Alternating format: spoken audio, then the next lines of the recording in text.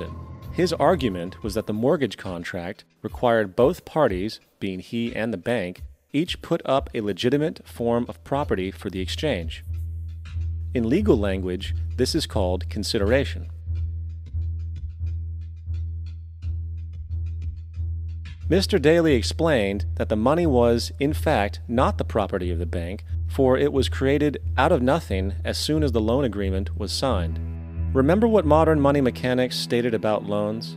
What they do when they make loans is to accept promissory notes in exchange for credits. Reserves are unchanged by the loan transactions, but deposit credits constitute new additions to the total deposits of the banking system. In other words, the money doesn't come out of their existing assets. The bank is simply inventing it, putting up nothing of its own, except for a theoretical liability on paper.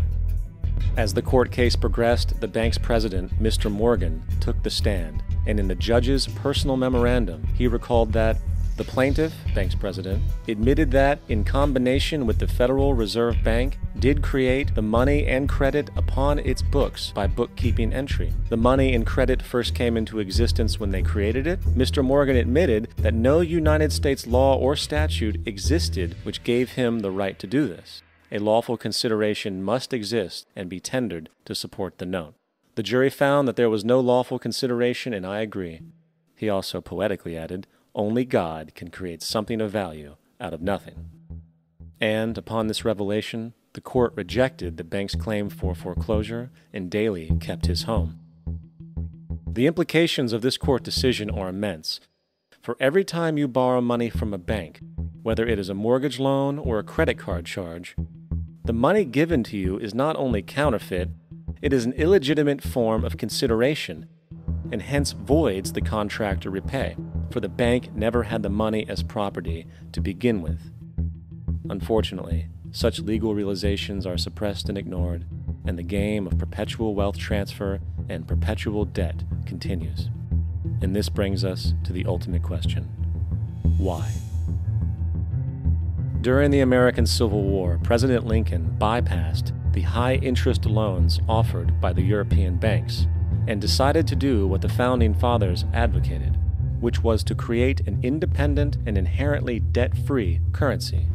It was called the greenback. Shortly after this measure was taken, an internal document circulated between private British and American banking interests stated, "Slavery is but the owning of labor, and carries with it the care of laborers, while the European plan is that capital shall control labor by controlling wages. This can be done by controlling the money. It will not do to allow the greenback, as we cannot control that."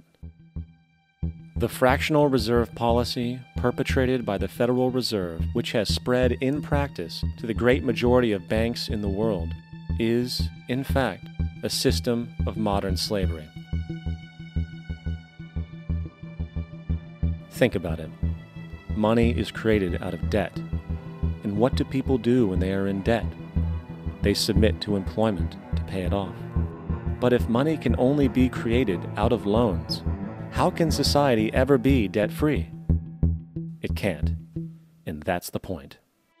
And it is the fear of losing assets coupled with the struggle to keep up with the perpetual debt and inflation inherent in the system, compounded by the inescapable scarcity within the money supply itself, created by the interest that can never be repaid, that keeps the wage slave in line, running on the hamster wheel with millions of others, in effect powering an empire that truly benefits only the elite at the top of the pyramid. For, at the end of the day, who are you really working for? The banks. Money is created in a bank and invariably ends up in a bank. They are the true masters, along with the corporations and governments they support. Physical slavery requires people to be housed and fed. Economic slavery requires people to feed and house themselves. It is one of the most ingenious scams for social manipulation ever created, and at its core, it is an invisible war against the population.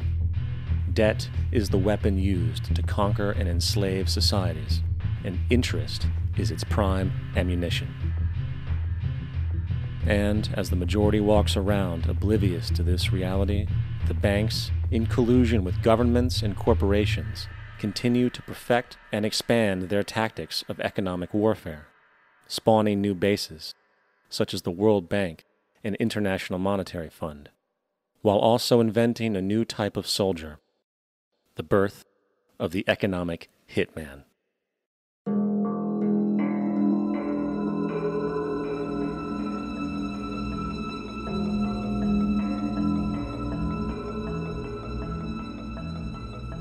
We economic hitmen really have been the ones responsible for creating this first truly global empire. And we work many different ways.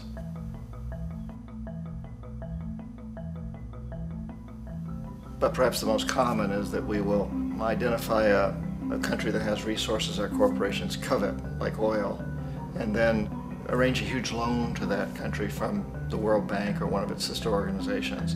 But the money never actually goes to the country. Instead, it goes to our big corporations to build infrastructure projects in that country, power plants, industrial parks, ports, things that benefit a few rich people in that country, in addition to our corporations, but really don't help the majority of the people at all. However, those people, the whole country is left holding a huge debt. It's such a big debt they can't repay it, and that's part of the plan, that they can't repay it. And so at some point, we economic hitmen go back to them and say, listen, you owe us a lot of money, can't pay your debts, so sell your oil real cheap to our oil companies. Allow us to build a military base in your country, or send troops in support of ours to someplace in the world like Iraq, or vote with us on the next UN vote. To have their electric utility company privatized and their water and sewage system privatized and sold to U.S. corporations or other multinational corporations. So there was that whole mushrooming thing, and it's so typical of the way the IMF and the World Bank work, that you put a country in debt, it's such a big debt it can't pay it, and then you offer to refinance that debt and pay even more interest. And you demand this quid pro quo, which you call a conditionality or good governance, which means basically that they've got to sell off their resources, including many of their social services, their utility companies, their school systems sometimes, their penal systems, their insurance systems, to foreign corporations. So it's a double, triple, quadruple whammy.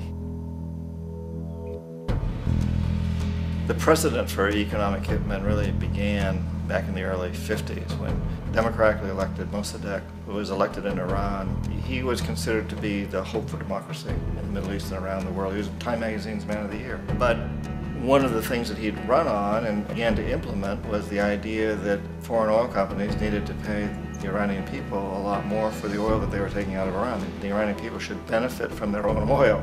Strange policy. We didn't like that, of course. But we were afraid to do what we normally were doing, which was to send in the military. Instead, we sent in one CIA agent, Kermit Roosevelt, Teddy Roosevelt's relative. And Kermit went in with a few $1 million and was very, very effective and efficient. And in a short amount of time, he managed to get Mossadegh overthrown and brought in the Shah of Iran to replace him, who always was favorable to oil. And it was extremely effective. Mobs overflow Tehran. Army officers shout that Mossadegh has surrendered and his regime as virtual dictator of Iran is ended. Pictures of the Shah are paraded through the streets as sentiment reverses. The Shah is welcomed home. So back here in the United States, in Washington, people looked around and said, wow, that was easy and cheap. So this established a whole new way of manipulating countries, of creating empire. The only problem with Roosevelt was that he was a card-carrying CIA agent, and had he been caught, the ramifications could have been pretty serious. So very quickly at that point, the decision was made to use private consultants to channel the money through the World Bank or the IMF or one of the other such agencies, to bring in people like me who worked for private companies, so that if we got caught, there would be no governmental ramifications.